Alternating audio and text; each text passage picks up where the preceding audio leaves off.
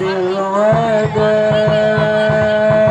وجب سكر علينا مدى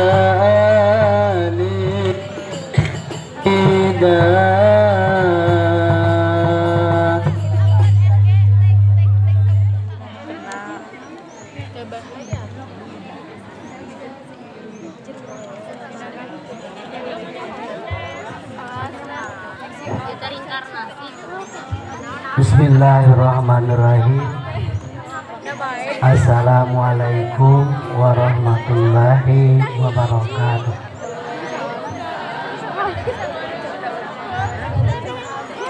A'udzu billahi minasyaitonir rajim. Bismillahirrahmanirrahim. Laqad kana lakum fi rasulillahi uswatun hasanatun liman kana yarjullaha wal yawmil akhir wa dzakarallaha katsira. Walamma ra'al mu'minuna al-ahzab qalu hadha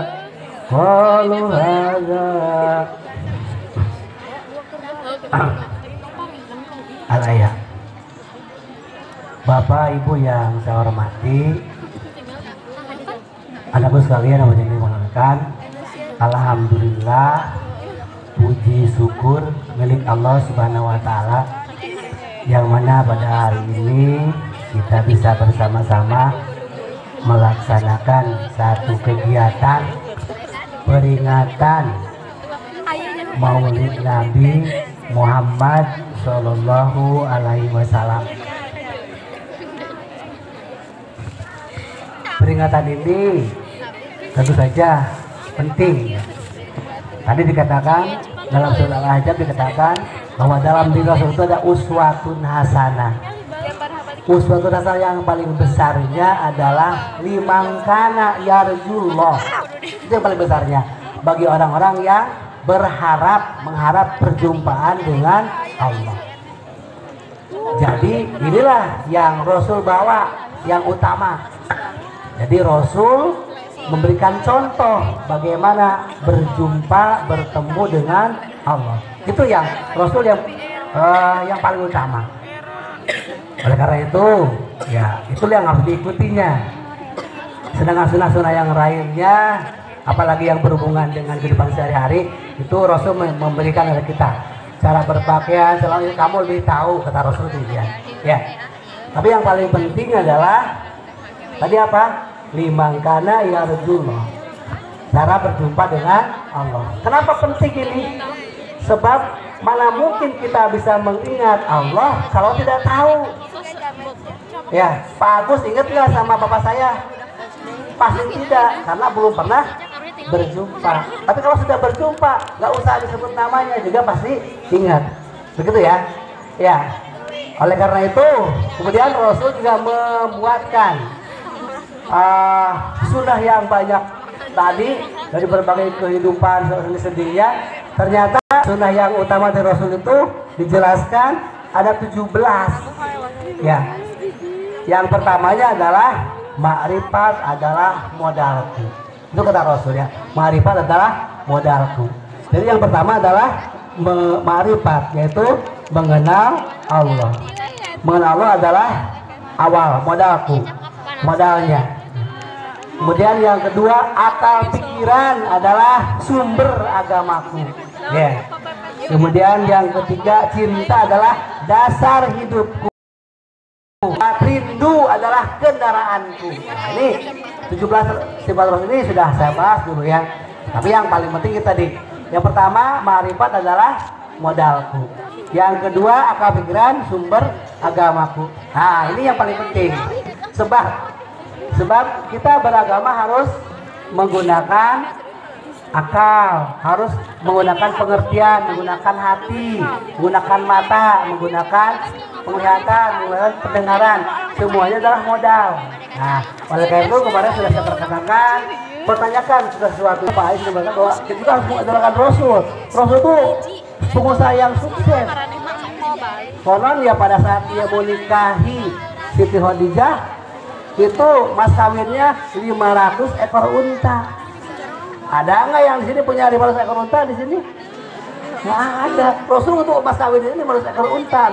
Artinya pada saat muda itu Rasul kaya raya, ya kaya raya karena dia senang berusaha sejak kecil sudah belajar dagang sama pamannya. Jadi dia sudah pengusaha sukses. Mereka itu diidolakan. Ya kemudian Rasulullah Shallallahu Alaihi Wasallam tadi idolakan ya sesuai dengan amat Pak Haji tadi. Ya itu yang bisa saya sampaikan. Jadi selanjutnya sekali lagi tadi dari sunnah yang banyak itu yang utamanya adalah 17. Satu aja tadi yang pertama, ma'rifat adalah modalku. Terus yang kedua, akal pikiran sumber agamaku. Cinta adalah dasar hidupku. Dan yang nanti berikutnya nanti yang 17. Ya, yang 17 ya. Yang nomor 17 apa yang nomor 17? Nah, nomor 17 yang pentingnya 17.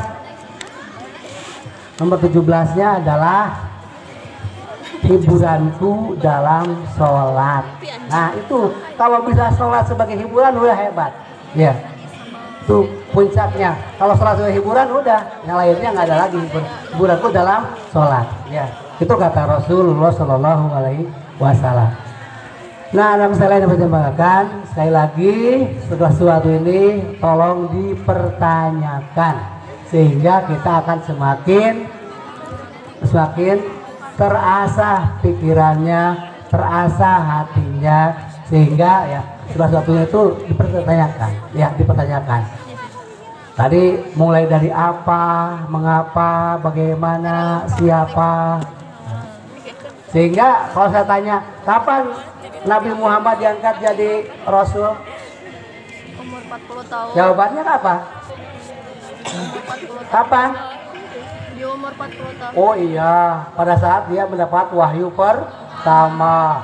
Di mana dapat wahyu pertamanya? Di Gua Hiro. Siapa yang memberikan wahyunya? Malaikat Jibril. Siapa malaikat Jibril itu?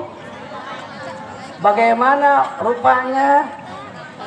Kemudian pada saat Nabi mendapatkan wahyu itu bagaimana? Apakah Nabi sedang apa? Sedang dudukkah? Sedang tidurkah? Sedang berbaringkah? Nah ini semuanya dipertanyakan.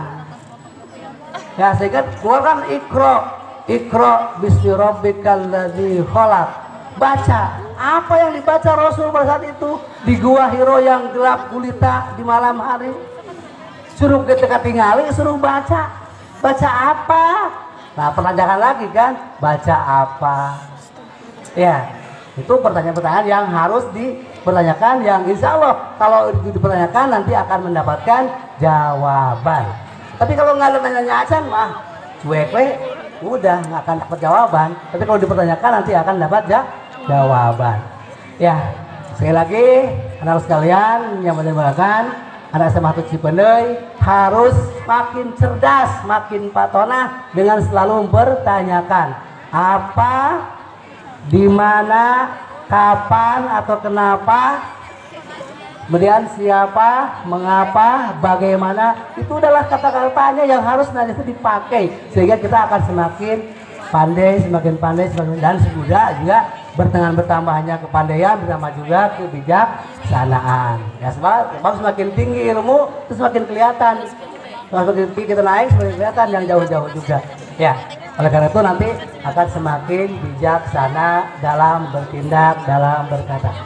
Demikian yang saya sampaikan. Semoga sekali lagi dengan peringatan Maulid Nabi tahun 1445 Hijriah ini, nah kita bisa semakin bijaksana. Oh satu lagi, ternyata saya juga berpikir, saya juga menikah dulu tanggal 9 September 92 ya. Jadi kalau diukur, dihitung dengan kalender apa, dengan hitungan Masehi 31 tahun. Tetapi pada saat itu saya bertepatan tanggal 12 Maulud tahun 1413 Hijriah. Jadi sudah 32 tahun ternyata kalau dihitung dengan Hijriah. Ya, karena setiap kalender itu berbeda, setiap tahunnya sekitar 14 hari. Ya, sehingga seperti itu geringan ya. Ya. Jadi berubah, berbedanya setiap 31 tahun teh beda setahun. Ya.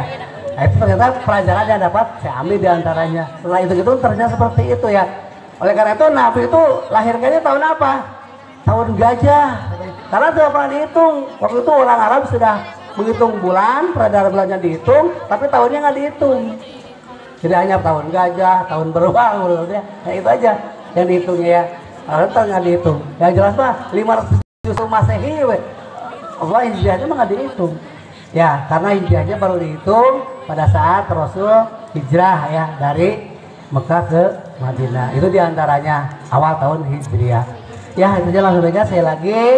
Saya berharap siswa Sahabat Cipendei semuanya semakin cerdas, semakin menggunakan sifat Nabi Patona, yaitu diantaranya senantiasa cerdas, itu dengan cara senantiasa berusaha belajar, bertanya dengan pertanyaan-pertanyaan yang sudah sampaikan. Demikian yang sampaikan. Bila berkata ya, wassalamualaikum warahmatullahi wabarakatuh.